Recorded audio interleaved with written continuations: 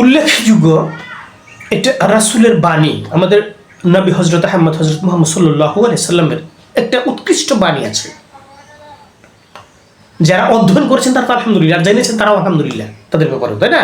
যারা জানি না একটু জানে। বিষয়টা হচ্ছে মহান স্রষ্টা পৃথিবীতে যা কিছু নাজিল করেছেন, এই সৃষ্টি জগতের মধ্যে প্রেরণ করেছেন, সৃষ্টি করেছেন। তার মধ্যে মানুষ শ্রেষ্ঠ। মানুষের জীবন চরিত্রের জন্য বিভিন্ন কিতাব দিয়েছেন, নবী রাসূল পথ প্রদর্শক দিয়েছেন, বিভিন্ন ওলি আল্লাহ বিরাজমান আছে, বর্তমান পর্যন্ত থাকে, তাই না? সকল সময় থাকে। তো যাও, যে রাসূলের বাণীটা উল্লেখ করতে চাচ্ছিলাম সেটা হচ্ছে রাসূল সাল্লাল্লাহু আলাইহি ওয়াসাল্লাম বলেছেন, একটা পরিবেশ পরিস্থিতি কেমন এই জাগতিক জীবনে, চলার জীবনে, কোনো মানুষ যদি জিজ্ঞাসিত হয় কি ব্যাপারে, যে ব্যাপারে জিজ্ঞাসিত হবে সেই ব্যাপারে যদি তার ইলম থাকে, জ্ঞান থাকে, জানা থাকে, অর্থাৎ সহজ করে যদি বুঝি, কোনো মানুষের একটা বিষয় জানা আছে, সেই জানার বিষয়ে জ্ঞান আছে, এরকম একটা বিষয় সে অপর ব্যক্তি দ্বারা জিজ্ঞাসিত হয়েছে বা প্রশ্নের সম্মুখীন হয়েছে, যদি সে তা না বলে অপরজনকে, এই জিজ্ঞাসা ব্যক্তিকে যদি না বলে সঠিকভাবে আর উপস্থাপন না করে, যা না জানিয়ে দেয়, না বুঝিয়ে দেয়, তবে বিচার দিবসের দিন তার জিহ্বা কেচি দ্বারা কাটা হবে, আগুনের কেচি দ্বারা কাটা হবে, অথবা আরো কঠিন শাস্তি দেওয়া হবে। বিষয়টা একটু জটিল মনে করি আমরা, সহজ বিষয়টা। তো কি বুঝলাম, আল্লাহ রাসূল সাল্লাল্লাহু আলাইহি ওয়াসাল্লাম বললেন, কোনো মানুষের বিষয় জানা শোনার মধ্যে আছে, এই বিষয়ে সম্পর্কে যদি প্রশ্ন করে কেউ, তাকে প্রশ্নের সম্মুখীন হয়, তবে বিষয়টা তাকে বলতে হবে, খোলামেলা বুঝিয়ে বলতে হবে। যদি না বলে তাহলে তার যে দায়ী থাকবে শাস্তি ভোগ করতে হবে, তার আগুনের কেচি তারা জিহ্বা কাটা হবে। এই যে পৃথিবীতে এই যে পৃথিবীর জীবনে আমার জীবনটা কেমন হবে, পরকালীন শাস্তিটা যাতে বাঁচতে পারে তার জন্য কী করতে হবে, যে বিষয়টা জানা আছে সেই বিষয়টা উপস্থাপন করা। শুধু এটাই, এর মধ্যে এটি পরে আপনার একটা বিষয় জানা আছে, কেউ জিজ্ঞেস করছে বা প্রশ্ন করছে, আপনি তাকে উত্তর দিয়ে দিলেন। কিন্তু এমনও তো হয়ে পারে কোনো মানুষের জানার মধ্যে যে অবস্থানের মধ্যে যে মিথ্যার ছয়লাভ, অসঙ্গতির ছয়লাভ, এগুলো কি মানুষকে জানা লাগবে না? আপনি একটা বিষয় অসঙ্গতিমূলক, অসামঞ্জস্যমূলক, অপ্রীতিকর, অশান্তির একটা বিষয় আপনার জানা আছে, এই বিষয়টার ব্যাপারে আপনি অপরকে সচেতন করবেন না?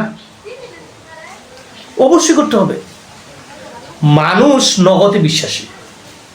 ওই যে আমরা বলি না, যদি তেল মারা, চাটকারিগিরি করা, এরকম বলতে শুনি না?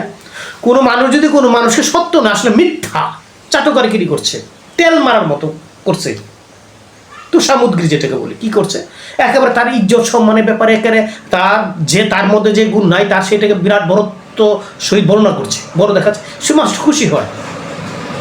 বুঝতে পারলেন না? আমাকে বলি, আমি যে জিনিসটা করি নাই, হ্যাঁ, কিন্তু মানুষ আমাকে এই কাজটার জন্য বাহাবা দিচ্ছে, ভালো করছে, আমার মন্তরটা কিন্তু খুশি হয়ে যাবে। মানুষের ব্যবহার এরকমই তো। আমি যা করি না, যা আমার মধ্যে নাই, যদি কোনো মানুষ এটা আমার মধ্যে ভালো একটা জিনিস প্রতিস্থাপন করে মুখের দ্বারা, তাহলে আমার অন্তরটা খুশি হয়ে যাবে তার প্রতি, তার প্রতি একটা সহানুভূতি জাগবে, তাকে সাহায্যের সহযোগিতা প্রাণটা খুলে যাবে। এরকম একটা মানুষের সমস্ত মানুষের মধ্যে এরকম। কিন্তু এই মানুষের মধ্যেই বা আমার মধ্যে যদি কোনো খারাপই থাকে, সঠিক আছে আর সঠিক কথা, উচিত কথা, অপর কোনো ভাই বা অপর কোনো মানুষ আমার সম্পর্কে বললে, তখন আমার মনটা খারাপ হয়ে যাবে, তার প্রতি আমার একটা ঘৃণা এসে যাবে, তার প্রতি আমার একটা রাগ এসে যাবে, যায় না? এরকম হয় না?